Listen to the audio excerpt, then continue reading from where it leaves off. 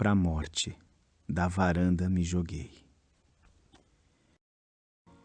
Como pude acreditar naquelas palavras, naqueles chamados constantes? Como pude ser tola? Do alto de meu apartamento até o solo a distância era grande, mas nunca podia imaginar que seria tão grande. Quando me precipitei, varanda abaixo, achava que breves segundos seriam do salto até a morte. Que engano!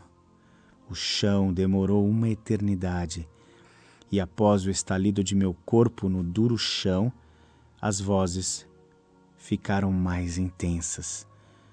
Os risos e gargalhadas aumentaram. Da sacada ao solo é uma viagem que faço todos os segundos de minha vida. As dores não passam, meus problemas, que até aquele dia pareciam insolúveis, hoje vejo que nada eram com relação às dores físicas e morais que carrego. Já faz tanto tempo que cometi tal loucura e nos raros momentos em que minha mãe ora por mim, sinto um leve refrigério nessas dores e num lapso de lucidez lembrei das aulas de religião. Lembrei-me de Jesus crucificado e pedi sua ajuda. E ele me ouviu. Hoje não estou mais no sonho da queda, mas ainda bastante debilitada nos traumas que causei em mim e nas pessoas que muito me amavam. Perdão, fui fraca diante do mundo. Rogo a Deus que eu consiga recuperar-me e ajustar-me perante as leis dele. Catarina.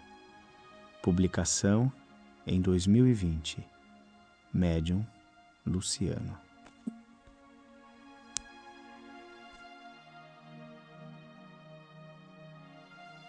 Se a ideia do suicídio alguma vez te visita o pensamento, reflete no infortúnio de alguém que haja tentado inutilmente destruir a si mesmo, quando pela própria imortalidade está claramente incapaz de morrer. Na hipótese de haver arremessado um projétil sobre si, ingerido esse ou aquele veneno, recusado a vida pelo enforcamento ou procurado extinguir as próprias forças orgânicas por outros meios, indubitavelmente arrastará consigo as consequências desse ato, a se lhe configurarem no próprio ser na forma dos chamados complexos de culpa. Entendendo-se que a morte do corpo denso é semelhante a um sono profundo, de que a pessoa ressurgirá sempre, é natural que esse alguém penetre no mundo maior na condição de vítima de si mesmo. Não nos é lícito esquecer que os suicidas na espiritualidade não são órfãos da misericórdia divina, e por isso mesmo inúmeros benfeitores lhe propiciam o socorro possível. Entretanto, benfeitor algum consegue eximi-los de imediato do tratamento de recuperação, que na maioria das vezes lhe custará longo tempo. Ponderando quanto ao realismo do assunto, por maiores se te façam as dificuldades do caminho, confia em Deus, que em te criando a vida, saberá defender-te e amparar-te nos momentos difíceis.